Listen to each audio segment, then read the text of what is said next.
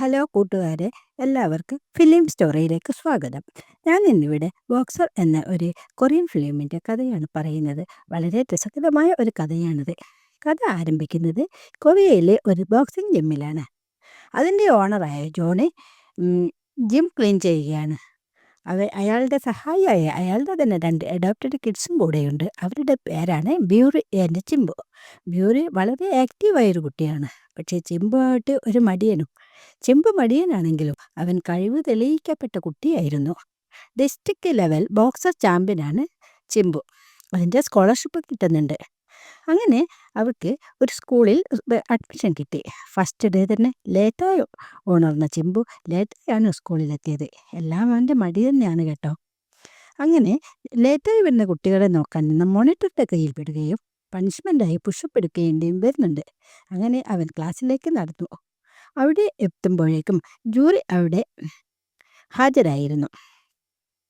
ലേറ്റായി വന്നതിനാൽ എല്ലാവരുടെയും ശ്രദ്ധ അവനിലേക്കായപ്പോൾ അവനോട് നേരെ സങ്കോചം തോന്നുന്നുണ്ട്. അങ്ങനെ അവൻ ക്ലാസ്സിലേക്ക് കടന്നു. അപ്പോൾ സെൽഫ് ഇൻട്രൊഡ്യൂസ് ചെയ്യുകയാണ് ബ്യൂറി. അവളുടെ ഇൻട്രൊഡ്യൂസ് കഴിഞ്ഞപാടെ തന്നെ ചിമ്പുവും ഇൻട്രൊഡ്യൂസ് ചെയ്തു. അവന് ഒരു സുരക്ഷിതമായ ബാക്ക് ബെഞ്ചിൽ തന്നെ ഒരു സീറ്റും കിട്ടി. ക്ലാസ്സിലൊന്നും ശ്രദ്ധിക്കാൻ താല്പര്യമില്ലായിരുന്നു അവൻ. അവിടെ തലവെച്ച് കിടക്കുകയാണ്. ഇതെല്ലാം തന്നെ ബാക്ക് ബെഞ്ചറായി ജിഫാൻ ശ്രദ്ധിക്കുന്നുണ്ടായിരുന്നു. അവനും ഒരു മടിയനായിരുന്നു. അങ്ങനെ അവർ രണ്ടുപേരും പെട്ടെന്ന് തന്നെ ഫ്രണ്ട്സായി. അവരുടെ രുചി പോലും ഒന്നായിരുന്നു. അന്നത്തെ ക്ലാസ് കഴിഞ്ഞ് ചിമ്പു നേരെ പോയത് ജിമ്മിലേക്കാണ്. അവിടെ പ്രാക്ടീസ് ചെയ്തുകൊണ്ട് നിൽക്കുമ്പോഴാണ് അവൻ്റെ പപ്പയായ ജോൺ അങ്ങോട്ട് വരുന്നത്. ഫസ്റ്റ് ദിവസം തന്നെ പണിഷ്മെൻറ്റ് കിട്ടിയ കാര്യമെല്ലാം അറിഞ്ഞത് കൊണ്ട് തന്നെ ജോൺ അവന് ശകാരിക്കുന്നുണ്ട്. പക്ഷേ ഇതൊന്നും തൻ്റെ കുറ്റമായി അവന് തോന്നുന്നുണ്ടായിരുന്നില്ല. ക്ഷീണിച്ചാവശ്യനായി വീട്ടിലെത്തിയപ്പോൾ കാണുന്നതാകട്ടെ ബ്യൂറി വളരെ ഹാപ്പിയായി സോഫയിലിരുന്നുകൊണ്ട് നൂഡിൽസും കഴിച്ച് TV കാണുന്നതാണ്. അവൻ ഓടിപ്പോയി അവളുടെ കയ്യിൽ നിന്ന് നൂഡിൽസ് തട്ടിപ്പറിച്ച് കഴിക്കാൻ ശ്രമിച്ചു. അതാകട്ടെ അവളെ ദേഷ്യം പിടിപ്പിക്കുന്നുണ്ട്. അവൾ പറയുന്നുണ്ട് സ്വന്തം വാങ്ങി കഴിക്കണം, പിന്നെ ഈ ചെയ്തതിന് പകരമായി എനിക്കൊരു ഐസ്ക്രീമും കൂടി വാങ്ങണമെന്ന്. അങ്ങനെ അവൻ എൻ്റെ സേവിങ്സിൽ നിന്ന് പൈസയും എടുത്ത് ഒരു സ്റ്റോറിലേക്ക് പോയി. സാധനമായി തിരിച്ചു വരുമ്പോഴാണ് അവൻ്റെ സ്കൂളിലെ ഒരു പാവം പയ്യനെ ആ സ്കൂളിലെ ശല്യക്കാരായ കുട്ടികൾ ശല്യപ്പെടുത്തുന്നത് കണ്ടത്. പക്ഷെ അവൻ അതൊന്നും മൈൻഡ് ചെയ്തില്ല കേട്ടോ. പെട്ടെന്നാണ് ആ കുട്ടി അവൻ്റെ മേലേക്ക് തെറിച്ചു വീണത്. അത് നോക്കിയപ്പോൾ ആ ഗ്യാങ്ങിലെ ഒരു ലീഡറായ ചോങ് ചോങ് അവനെ പിടിച്ച് തള്ളിയതായിരുന്നു. അവൻ്റെ വീഴ്ചയിൽ അവൻ ചിമ്പുവിൻ്റെ കയ്യിലുണ്ടായിരുന്ന സാധനങ്ങൾ താഴെ തെറിച്ചു വീണ് പൊട്ടിപ്പോവുകയാണ്. അതിൽ ക്ഷുഭിതനായ അവന് ഓടിപ്പോയി ആ ഗ്യാങ് ലീഡറോട് അതിൻ്റെ പൈസ ആവശ്യപ്പെടുകയാണ്. പക്ഷേ ആ ഗ്യാങ് ലീഡറായ യൂൻജോങ് അവനെ കളിയാക്കുകയും അവനെ ബോഡി ഷേമിങ് ചെയ്യുകയും ചെയ്യുന്നുണ്ട്. ഇതിൽ കുപിതനായ അവൻ അയാളെ നേരിട്ടു. ഇതെല്ലാം കുറച്ച് ദൂരെ നിന്ന് കുട്ടികൾ വീഡിയോ പിടിക്കുന്നുണ്ടായിരുന്നു. രക്ഷപ്പെട്ട കുട്ടി പറയുന്നുണ്ട്, ഞാൻ തരാം നിന്റെ പൈസ. പക്ഷേ ആ വീഡിയോ പിടിക്കുന്നത് കാരണം തന്നെ അവൻ ആ പൈസ വാങ്ങാൻ കഴിഞ്ഞില്ല. അങ്ങനെ ആ സാധനങ്ങളുമായി അവൻ വീട്ടിലെത്തിയപ്പോൾ ബ്യൂറിയുടെ കഥ പറയണ്ടല്ലോ. അവൾ ദേഷ്യം കൊണ്ടങ്ങനെ അലറി വിളിച്ചു. പിറ്റേന്നും കാലത്ത് ഇവൻ ലേറ്റായി എണീക്കുകയും ലേറ്റായി തന്നെ സ്കൂളിലെത്തുകയും പണിഷ്മെൻറ്റ് കിട്ടുകയും ചെയ്തു. നേരെ സ്കൂൾ വരാന്തയിലൂടെ ക്ലാസ്സിലേക്ക് നടക്കുമ്പോൾ എല്ലാവരും തന്നെ ശ്രദ്ധിക്കുന്നത് അവൻ്റെ ശ്രദ്ധയിൽപ്പെട്ടിരുന്നു. ക്ലാസ്സിലെത്തിയപ്പോൾ ആകട്ടെ കുട്ടികളും ആരാധനയോടെയും ബഹുമാനത്തോടെയും അവൻ നോക്കുന്നുണ്ടായിരുന്നു. അവൻ എന്താണ് കാരണമെന്ന് അവൻ്റെ ഫ്രണ്ടിനോട് ചോദിച്ചു. അപ്പോഴാണ് ആ വൈറൽ വീഡിയോ അവനെ കാണിച്ചു കൊടുത്തത്. ഈ സ്കൂളിലെ ഈ ഗ്യാങ്ങിനെ ആരും ഇതുവരെ നേരിട്ടിട്ടില്ല, അതുകൊണ്ടാണ് എല്ലാവരും നിന്നെ ഇങ്ങനെ നോക്കി കാണുന്നത് എന്നും പറഞ്ഞു. ഈ സംഭവം ഈ ബുള്ളി ഗ്യാങ്ങിൻ്റെ ലീഡറായിരുന്ന ലിയോയെ അറിഞ്ഞു. അയാൾക്കതൊരു ഷെയ്മായി തോന്നി. തൻ്റെ ഗ്യാങ്ങിൻ്റെ റെപ്യൂട്ടേഷനെ അത് ബാധിക്കുമെന്നും എന്തായാലും ആ സ്ട്രോങ് പയ്യനെ നമ്മുടെ കൂടെ നിർത്തണമെന്നും അവൻ ഗ്യാങ് മെമ്പേഴ്സിനോട് പറഞ്ഞു. പിന്നീടാണ് ചിമ്പു അറിയുന്നത് ഈ സ്കൂള് അവൻ്റെ പപ്പയുടെയും മമ്മിയുടെയും സ്കൂളാണെന്നും അതുകൊണ്ട് ടീച്ചേഴ്സൊന്നും അവനെ ഒരു പണിഷ്മെൻറ്റും ചെയ്യില്ല എന്നും അതുകൊണ്ടാണ് അവനിവിടെ വിലസി നടക്കുന്നതുമെന്ന് എല്ലാം ഉള്ള. അന്ന് സ്കൂൾ വിട്ട് അവൻ നേരെ ജിമ്മിലേക്കാണ് പോയത്. അപ്പോഴാണ് അവിടേക്ക് ജുംജി എന്നൊരു യുവാവ് വരുന്നു. ബോക്സിങ്ങും പ്രാക്ടീസിന് താല്പര്യമുണ്ടെന്നും അതിനാൽ തന്നെ ഞാൻ ഇവിടെ ജോയിൻ ചെയ്ത് ദിവസവും പ്രാക്ടീസിന് വരുമെന്നും പറയുന്നുണ്ട്. അങ്ങനെ ദിവസങ്ങൾ കഴിഞ്ഞു. പിറ്റേന്നും ഇവൻ ക്ലാസ്സിലേക്ക് പോയി. വൈകിയെത്തി പണിഷ്മെൻറ്റും കിട്ടി. ക്ലാസ്സിൽ കിടന്ന് ഉറങ്ങുകയാണ്. അപ്പോഴാണ് ഇൻ്റർവെൽ സമയത്ത് ലിയോയുടെ ഗ്യാങ്ങിൽപ്പെട്ട കുറച്ച് പേർ ഇവൻ്റെ അടുത്തേക്ക് വരുന്നത്. അവനെ ശല്യപ്പെടുത്താൻ വരികയാണെന്ന് കണ്ടപ്പോൾ തന്നെ ബ്യൂറി ഇടപെടുകയാണ്. അവളുടെ ഇടപെടൽ അവൾക്ക് തീരെ ഇഷ്ടപ്പെട്ടില്ല. അവളെ കൈകാര്യം ചെയ്യാൻ അങ്ങോട്ട് പോയപ്പോൾ പെട്ടെന്ന് തന്നെ അവൻ്റെ കൈ പിടിച്ചു വെക്കുകയാണ്. അങ്ങനെ അവരോട് വഴക്കായി. വഴക്കായതിനെ തുടർന്ന് ചിമ്പു അവരെ ഫൈറ്റിന് ക്ഷണിക്കുകയാണ്. അങ്ങനെ സ്കൂൾ ഗ്രൗണ്ടിൽ വെച്ച് ഫൈറ്റ് ആരംഭിച്ചു. ചിമ്പുവിൻ്റെ മാർഷൽ ആർട്ട് സ്കില്ലിനോടൊന്നും പിടിച്ചു നിൽക്കാൻ ഈ ഗ്യാങ്ങിനായില്ല. അവരുടെ നേതാവായ യോഞ്ചോങ്ങിനെ തന്നെ അവൻ പെട്ടെന്ന് അടിച്ച് നിലംപരിശാക്കി. ഇതെല്ലാം സ്റ്റുഡൻറ് കൗൺസിൽ പ്രസിഡന്റായിരുന്ന ജീസാങ് എന്ന പെൺകുട്ടി കണ്ടിരുന്നു. അവൾ ഇതിനെപ്പറ്റി സംസാരിക്കാൻ വേണ്ടി അവളെ വിളിച്ചു വരുത്തുകയാണ്. അങ്ങനെ ഈ ഗ്യാങ്ങിനെ നേരെ കാണിച്ച ധൈര്യവും നിന്റെ ശക്തിയും എല്ലാം അവനെ പൊക്കി പറഞ്ഞത് കേട്ട് അവന് അവളോട് തന്നെ ഇഷ്ടമായി.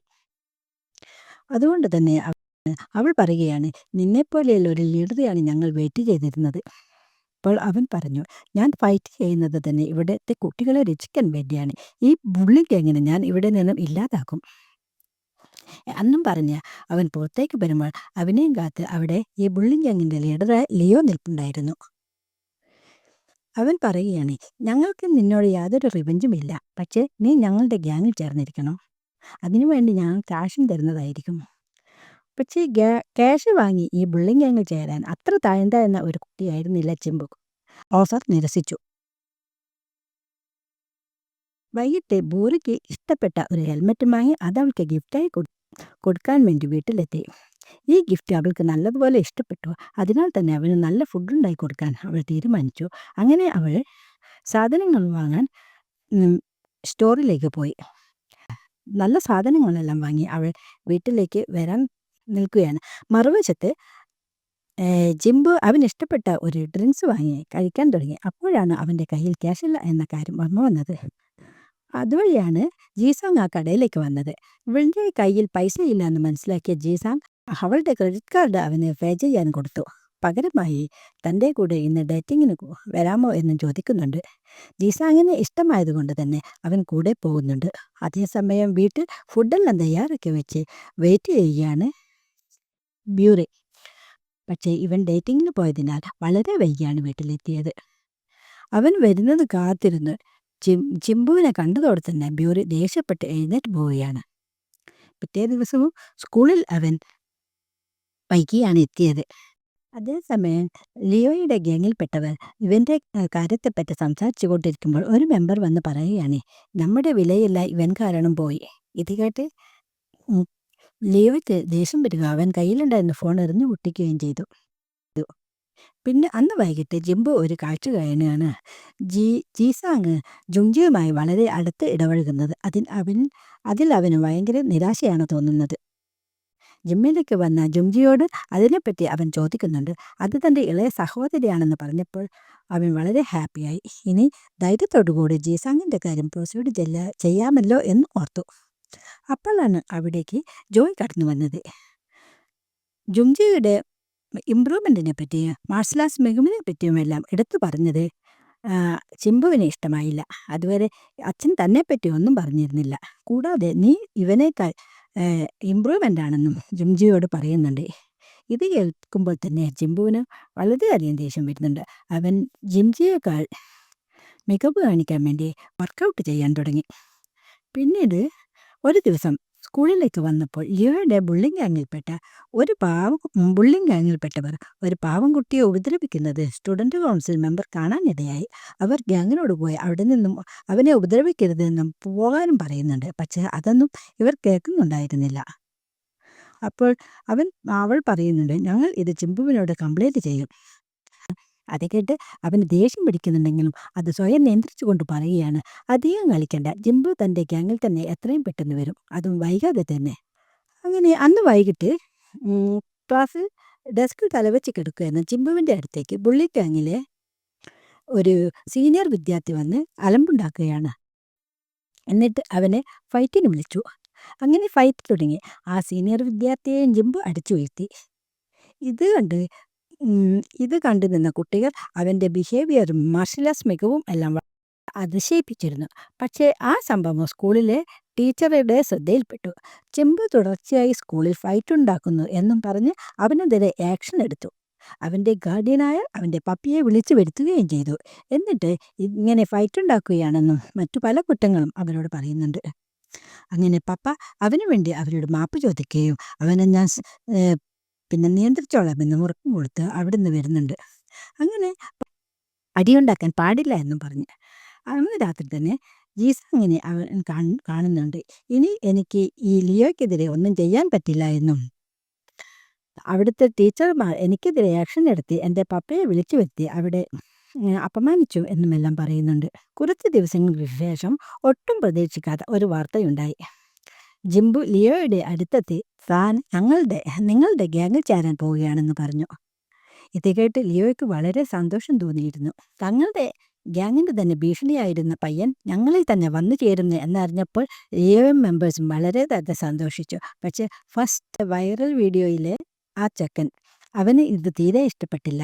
പക്ഷേ ഒറ്റയ്ക്കൊന്നും ചെയ്യാൻ പറ്റില്ലല്ലോ. അങ്ങനെ അവൻ എല്ലാം ഉള്ളിലൊതുക്കി അവനും സന്തോഷം അഭിനയിച്ചു.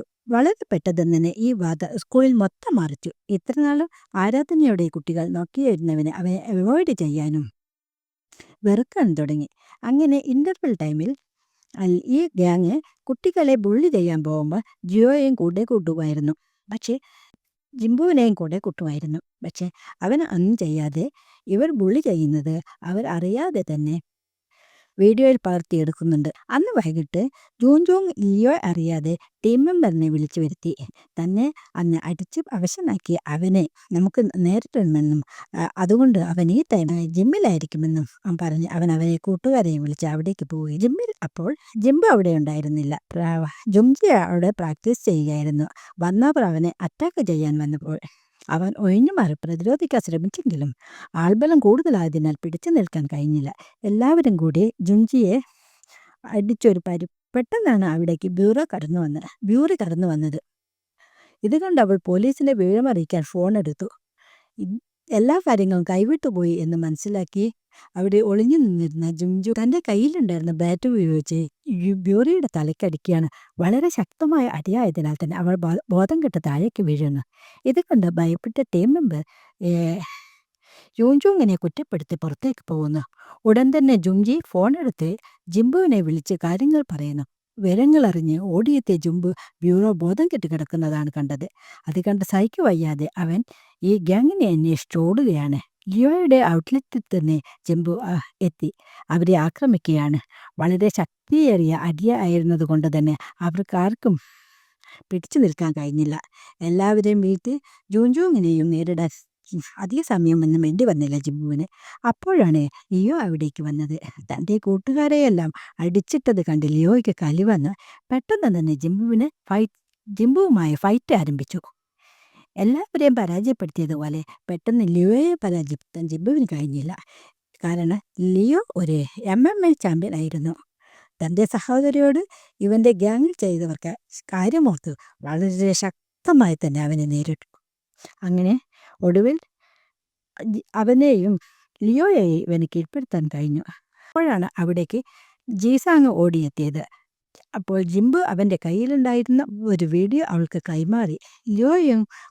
ലിയോയും കൂട്ടുകാരും കുട്ടികളെ ആക്രമിക്കുന്ന വീഡിയോ ആണെന്നും ഇത് നിനക്ക് എവിടെയെല്ലാം റിപ്പോർട്ട് ചെയ്യാൻ പറ്റുമോ അവിടെയെല്ലാം റിപ്പോർട്ട് ചെയ്യണമെന്നും പറയുന്നുണ്ട്. കുറേ ദിവസങ്ങൾക്ക് ശേഷം ആ സ്കൂൾ വളരെ സമാധാനമുള്ള ഒരു അന്തരീക്ഷമായി മാറിയിരുന്നു. ജിംബു ആണ് അന്ന് കൊടുത്ത ആ തെളിവിൻ്റെ അടിസ്ഥാനത്തിൽ ലിയോയ്ക്കും കൂട്ടർക്കുമെതിരെ ആക്ഷൻ എടുക്കാതിരിക്കാൻ സ്കൂൾ അധികൃതർക്ക് കഴിഞ്ഞില്ല. അങ്ങനെ അവൻ ആക്ഷൻ എടുത്തു. ബുള്ളിങ് അനുവദിക്കാത്ത രീതിയിൽ നിയമം വ്യവസ്ഥയിൽ മാറ്റം വരുത്തുകയെല്ലാം ചെയ്തു. ഇതിനുവേണ്ടി പ്രവർത്തിച്ചത് ജിംബു ആണെന്ന് കുട്ടികൾ എല്ലാവരും അറിഞ്ഞു. വീണ്ടും ആ സ്കൂളിലെ ഹീറോ ആയി അവനെ എല്ലാവരും നോക്കിക്കാണാൻ തുടങ്ങി. അങ്ങനെ അവന് സ്കൂളിലെ ഹീറോ ആയി ആ സ്കൂളിൽ സമാധാന അന്തരീക്ഷം തിരിച്ചു കൊണ്ടുവന്ന ജിംബുയുടെ യാത്ര ഇങ്ങനെ തുടരുകയാണ്. അതോടുകൂടി ഈ സിനിമ അവസാനിക്കുകയാണ്. നിങ്ങൾക്കെല്ലാവർക്കും സിനിമ ഇഷ്ടപ്പെട്ടാൽ ലൈക്ക് ചെയ്യാനും സപ്പോർട്ട് ചെയ്യാനും മറക്കരുത്. കൂടെ സബ്സ്ക്രൈബും ചെയ്യണേ.